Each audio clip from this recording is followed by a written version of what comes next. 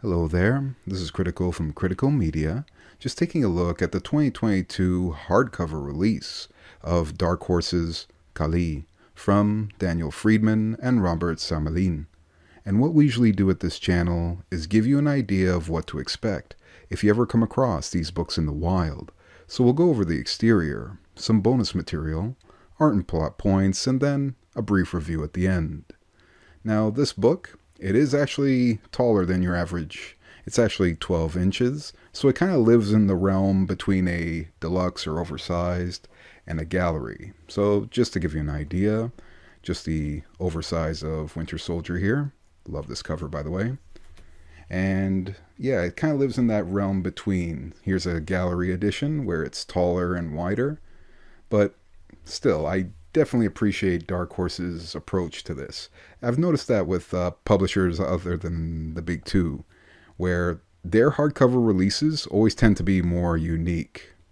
And in that theme, in this case, as mentioned always, I always appreciate when a publisher doesn't put a dust jacket, because it has that much faith in this release. So as you can kind of see, the character profile is gloss with the standard material elsewhere. And it has that almost cinematic poster feel, even the lettering here. So definitely appreciate that. The spine, I definitely appreciate the overall color choice for the exterior because it does extend the whole way through. And just the reverse or the opposite of the profile here. I actually like the fact that you can flip the book like this and it kind of gives it that effect, that revolving effect. Love that. Now, at least in terms of bonus material, the book itself is totally like 175 pages, but the bonus material takes up like 35 pages of it, so it's pretty meaty. And I appreciate that they just refer to it as the making of, because yeah, this book has a lot of a cinematic quality to it, and you're kind of seeing that in the designs here. Yeah, Sammelin, he's known for his, his aesthetic with female characters. As a matter of fact, my first way around knowing him was that video game Mirror's Edge when you used to unlock like the concept arts. That's what he used to work on. So I guess it's quite fitting that he works on stuff like this. Yeah, and I appreciate the designs on everything here. So yeah, you're getting some scripting, some plotting, but yeah, man, I almost wish they went with that cover.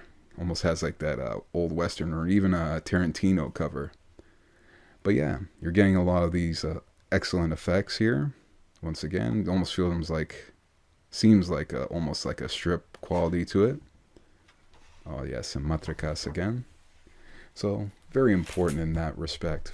I actually appreciate this bonus coverage more than most. Now for art and plot points, to kind of put you in the right place, and for those of you who may not be familiar, Kali, I guess in Hinduism, is like the unstoppable force, like the goddess of death and destruction, but more so like inevitability. Like you cannot stop it. Once it's on you, it's gonna get you.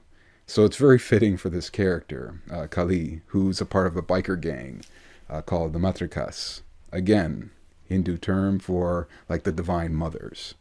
Very fitting for their gang. But I like how the story jumps right in. So she already has a knife in her back, and you're wondering what the hell. And by the way, that will be a thing I bring up a little bit later here. But throughout this story, you're given this like very cinematic quality to it. You know what? I'll get to that again a little bit later. But just to establish the series, yeah, she's already got a knife in the back. She's already got a mad hate on for revenge against her old biker gang, and I like how, because it's told in the moment, the story reveals itself naturally. There is a bit of exposition. There's like one scene of direct exposition.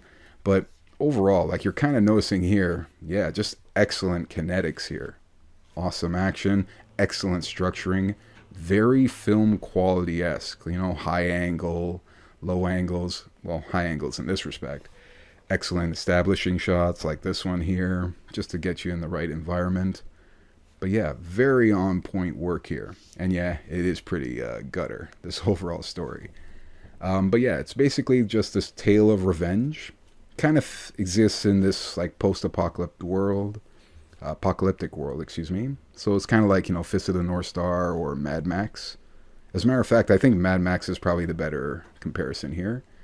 But, civilization hasn't crumbled or deteriorated that far. So there is some semblance of community here. It's just these people out in the Wild West almost.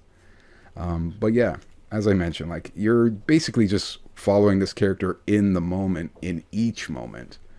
And I love that about this series.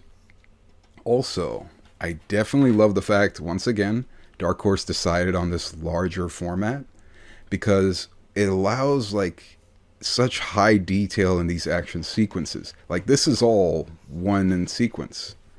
But the part that probably makes it the most unique is this one, where it's the same image, same angle, high angle establishing shot, but as you can see, like, something happens or something's different on each page. I love that.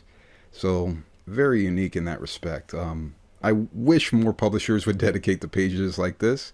That's why I was heavily impressed with Dark Horse, gambling on that aspect. And as I mentioned, it's because it's such a frenetic book, like action, action, action. This is one of the few times where you just get direct exposition about how the world is what it is, what her motivations are, and straightforward kind of, straightforward, establishment of where the plot is. But man, overall, just excellent cinematic quality. Like I said, I'm so impressed that Dark Horse just continued to allow them to do this. I guess it's the benefit of just coming out with a straight up graphic novel. But yeah, high action, a great ending, great catharsis. There is a bit of a mystery aspect and a great flip at the end of the story. But man, just an overall on point narrative. Like, I can't give this enough praise. And the beauty is, the book isn't crazily priced or anything like that. Like, it's very fitting. Like, you're gonna definitely appreciate the price point and also just this overall release's quality. I definitely give this 2 thumbs up. I really just straight up just say, okay, I love this book, like, end of story.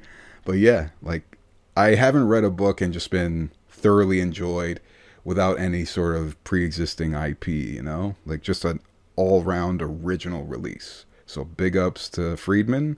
Excellent work, Sammelin. I can't wait to see what this man does more in the industry. But hey, it's it's no longer about me at this point. It's more about your opinions. If you're going to come across this book, or if, you've already read it, I wouldn't mind hearing your comments down below. Just the same. Y'all folks take care and enjoy the rest of your day.